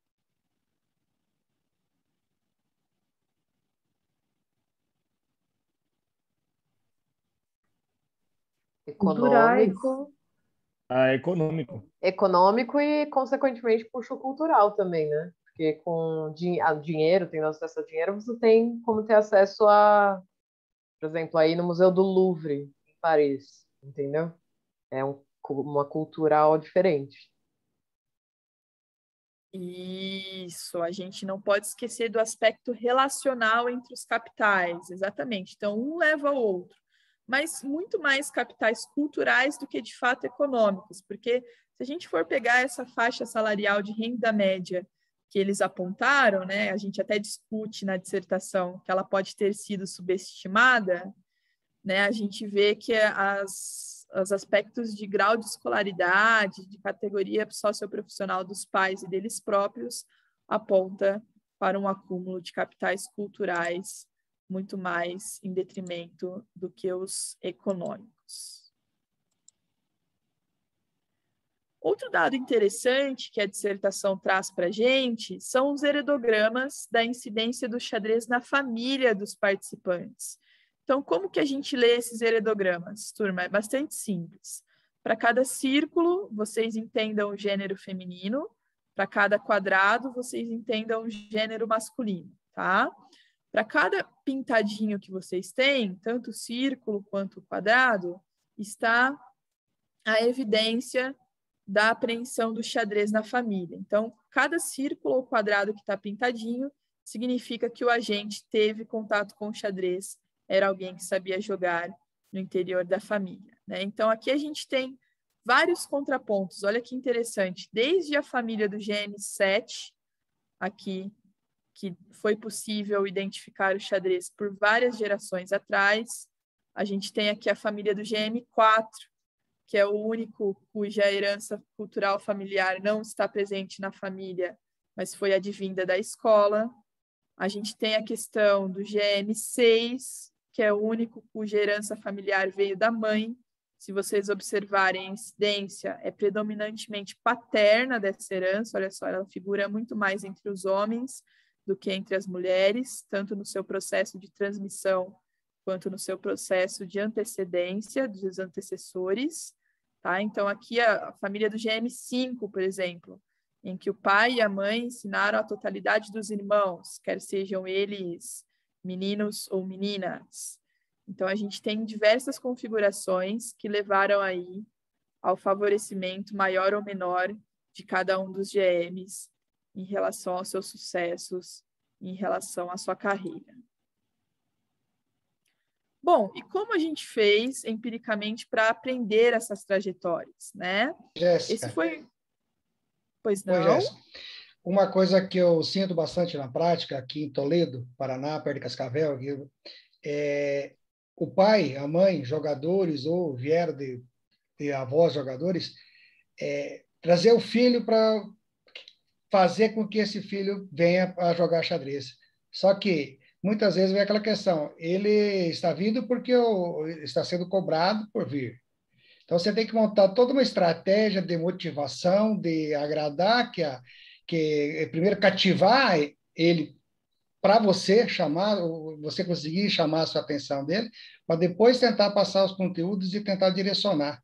Mas como é bastante hoje pelos meios de mídia, né? Tantas opções que eles têm, que a gente sofre bastante. Ao menos o meu dia a dia de 40 horas de semana de xadrez em sala de aula é bastante. Tem que trabalhar bastante, tem que estudar bastante, pesquisar bastante para motivar com que essa criança realmente, porque veio filho de jogador, só que muitas vezes não querem. Então, você tem que fazer coisa agradável para cativar, senão você não consegue resultado. Exatamente, Sérgio. Excelente colocações, né? Porque essa herança ela não vem vazia. Esses capitais vêm envoltos de uma série de projeções, de uma série de expectativas sobre o agente, de que eles atinjam ou um sucesso em que os pais e os avós não atingiram, ou se atingiram, um sucesso maior ou igual, sempre na expectativa de superação da geração anterior em relação à prática do xadrez ou, enfim, de determinada outra modalidade. Muito interessante a sua colocação. E como a gente fez para aprender, então, turma, essas trajetórias, tá? No caso do nosso estudo, foram feitas entrevistas presenciais.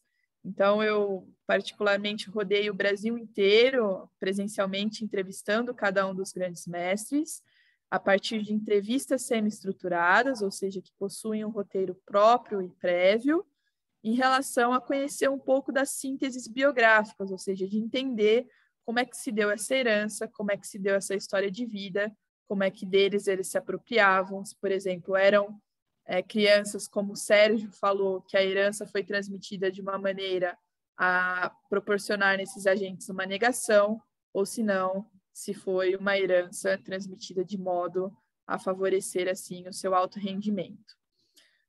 Por conta do horário e também do recorte aqui da nossa aula, não tem tempo disponível para mostrar para vocês todas as entrevistas, mas, novamente, elas estão na íntegra, na parte de anexos do estudo, então, desse link que eu mandei para vocês do repositório da USP, e que é das grandes coisas desse trabalho, para mim, são as entrevistas na íntegra. Ali, os grandes mestres falam coisas em que eu acho que dificilmente vocês vão encontrar entrevistas públicas para sites, para jornais, para revistas, né? Ali naquele momento eles falaram coisas que são muito particulares do contexto próprio do estudo. Então, recomendo muito que vocês as leiam.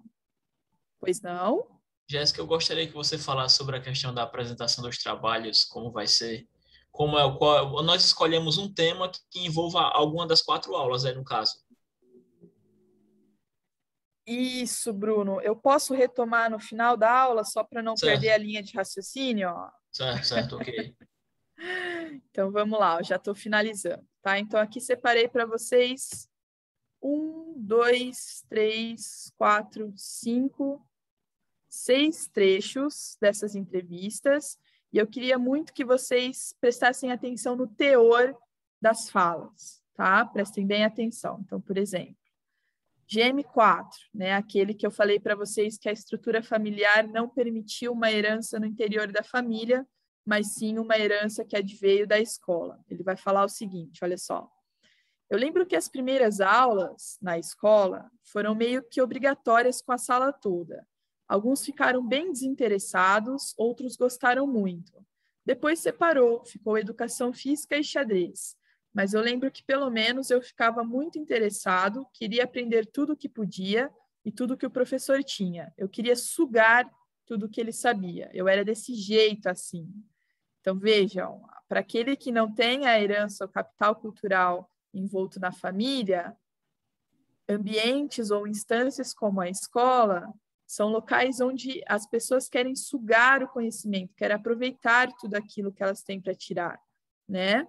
Ao contrário, por exemplo, do GM5, que vai nos dizer o seguinte, olha só. Talvez, entre todos os grandes mestres, esse aspecto familiar, para mim, foi uma coisa que contou mais. Então, o GM5, lembrem-se, era aquele que quase todos os membros da família estavam pintados nos heredogramas. Até porque os meus 2 irmãos jogavam e eram fortes.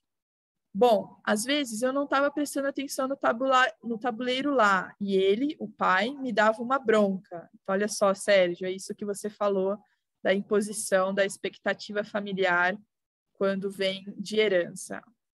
Digamos que eu não estava ali porque eu tinha pedido para estar ali. Ele é quem me puxou para lá. Então, olha só como isso vem de forma bastante natural, mas que, na verdade, é socialmente cultivada, né? mas em algum momento provavelmente eu iria pedir para jogar. O principal para mim é que eu sempre me senti um peixe dentro d'água no xadrez. Então, olha esse aspecto de naturalidade, lembrem-se das falas das crianças da Univesp e como isso é cultivado no hábitos desses GMs desde muito cedo, né? Em contraponto, a gente tem também o GM6, que vai se considerar um predestinado, né? Ele vai falar o seguinte: tem pessoas que dão para xadrez e Jesus me deu o talento para jogar xadrez. Então, eu jogava e fui melhorando. Deus me dá um talento e, claro, eu jogo xadrez, porque é assim que Deus quis, tá? E é lógico que aqui, assim como o mito meritocrático, a gente tem que questionar discursos como ele, que, independente da religião em que segue, naturalizam, tornam isso como predestinações, o que a gente sabe que são, de novo, socialmente construídas no formato de predisposições, tá? E depois nós temos o discurso do GM7, que vai mostrar toda a sua legitimidade, nos dizendo: eu senti que tinha um handicap em relação a todos eles, os outros GMs, muito grande. Eles gostavam e vibravam muito com o xadrez. Já eu não via tanto sentido. Mas eu gostava do ambiente, de estar ali, de ver, das viagens das pessoas. Sempre achei os enxadristas e suas personalidades muito interessantes, mas não posso dizer que fui um apaixonado por xadrez no mesmo nível. Então, aqui ele já tem uma posição mais de distinção, em relação a uma posição mais separatista em relação a todos os outros. GM8, por sua vez, vai nos demonstrar a transmissão pedagógica da herança por ser filho de professores de xadrez. Então, olha só, filho de professor. De vez em quando eu jogava com meu pai quando ele voltava do trabalho. A gente marcava umas partidas pensadas para jogar em casa. Quando eu era o mais novo, meu pai já tinha vários livros. Então, eu lembro que, às vezes, quando ele ia para o trabalho, eu pegava uma enciclopédia de xadrez que nós tínhamos lá para me preparar para a partida que nós íamos jogar de noite. Então, olha aqui o capital cultural objetificado, né? Quem das crianças tem uma enciclopédia de xadrez para ter condição de marcar com o pai uma partida pensada e se preparar durante o dia para ela que vai ser jogada à noite, né? Então, aqui vocês vejam como as coisas estão todas imbricadas.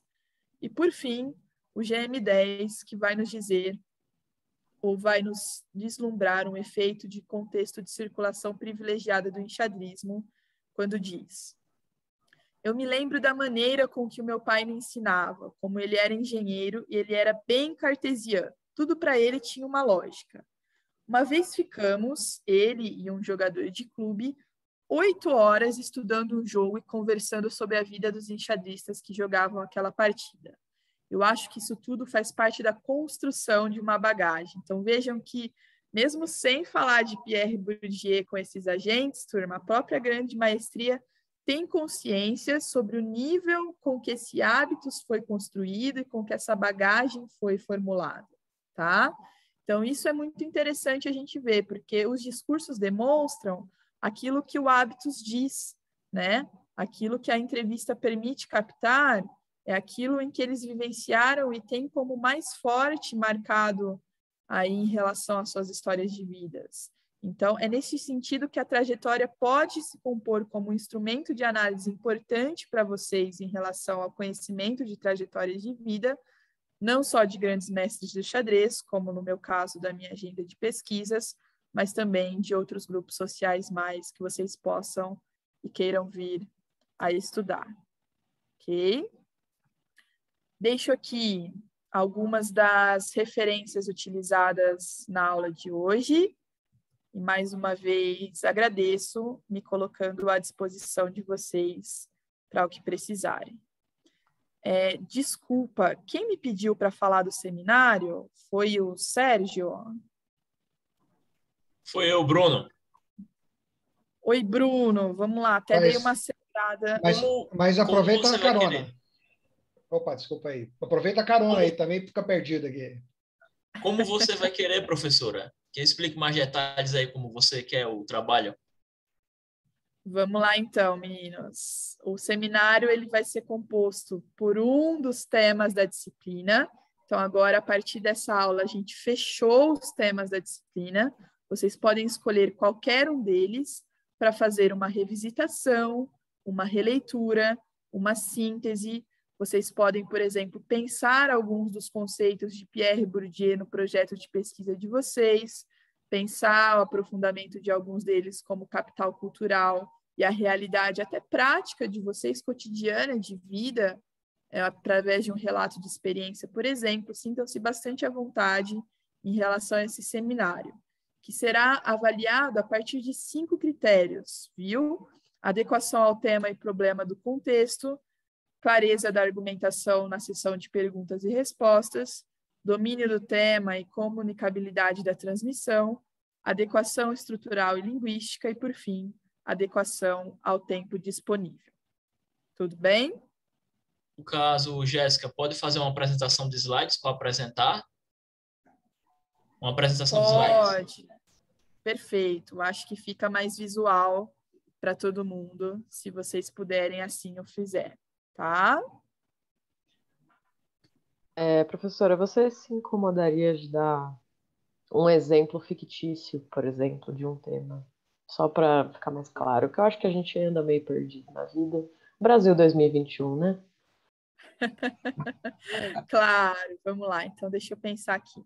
Pode ser que um seminário, olha só, o conceito de campo de Pierre Bourdieu os ajude a pensar o seu projeto de pesquisa. Esse pode ser um exemplo de aplicabilidade. Um outro exemplo pode ser vocês pensarem a aula de hoje, vamos pegar a questão do capital cultural em suas realidades práticas, de vida, dos seus cotidianos, ou seja, como é que vocês poderiam pensar uma agenda de intervenções? Olha que interessante, aqui eu já estou viajando, né? Uma agenda de intervenções enquanto professor, enquanto educadores, pensando que a questão da tese do capital cultural é quase sempre velada. Então, o que eu poderia fazer? Quais ações eu poderia pensar para conhecer melhor os meus educandos e educandas, de forma a tentar minimizar essas questões da reprodução? Ou, por exemplo, na aula 1, esquece Pierre Bourdieu. Eu gostei muito de quando a gente falou de Marx. Então, eu quero trazer alguns conceitos marxistas para pensar o meu objeto de pesquisa. Enfim, sintam-se bastante à vontade, turma. Vocês podem fazer releituras, sínteses, aproveitamento... Resumo também pode fazer? Resumo? Resumos, né? Se assim entenderem. Fiquem bastante à vontade para pensar em relação ao objeto de pesquisa. Okay? Um resumo, uma reflexão também, né? Uma reflexão sobre o que você entendeu, né, professora? Isso, Bruno. Pode ser também uma síntese reflexiva. Jéssica, eu, como não vou estar na próxima aula na apresentação, eu queria só pedir licença rapidamente para os meus colegas e te agradecer enormemente o teu esforço, o seu trabalho nesse mês com a gente. Me espantou positivamente, e aí eu estou sendo extremamente elogioso a tua postura profissional, sua postura com um método muito interessante de atuação, e como que você valorizou cada intervenção de cada colega.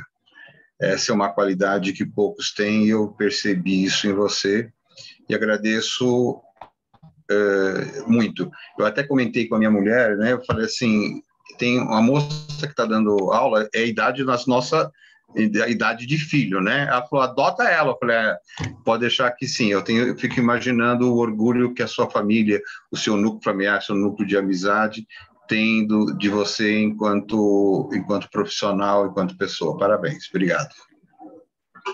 Puxa, muito obrigada, Cássio. Pode ter certeza que são falas como essas que nos impulsionam a continuar fazendo um bom trabalho. Fico lisonjeadíssima com elas. Muito obrigada, viu?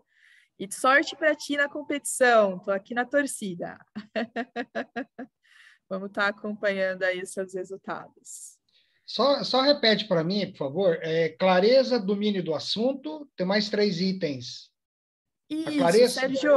Faz assim, vou postar agora no Google Classroom. Pode ser? Pode. Fica mais fácil para vocês. Obrigado. Imagina. Turma, Queria Jéssica, só terminar... Só mais uma pergunta. Não, Marcelo, o grupo até quantas pessoas mesmo? Acho que de 5 a 6 pessoas, por favor. Tá, todos precisam falar ou tem um representante? Não, fiquem à vontade para planejar a fala conforme vocês preferirem. Não vai ter essa requisição de todos falarem, tá? É claro que fica um pouco mais didático, mas se organizem conforme vocês acharem melhor. Ok. Mas eu queria chamar a atenção antes de vocês saírem para o que o Léo postou aqui no chat, né? Agradecer também ao Léo pelo tom elogioso do comentário, mas principalmente indicar a pesquisa que ele fez em relação ao uso de Bourdieu e os hábitos dos jogadores. Então, para quem tiver interesse, o Léo deixou aí o link no chat. Se alguém puder fazer um favor para mim de replicar esses links, tanto da pesquisa do Léo, quanto talvez da minha dissertação de mestrado no grupo de WhatsApp, talvez contemple aquelas pessoas que também não puderam vir na aula. Tá? Então, se alguém puder copiar e colar, eu acho que fica a dica aí dos estudos do Léo e dos meus para vocês. Certo, turma? Desejo, então, uma excelente sexta-feira para vocês, um ótimo final de semana e nos vemos, então, na próxima, nos seminários. Preparem-se e até lá. Tchau, tchau. Tchau, tchau. Beijo. Tchau, boa noite.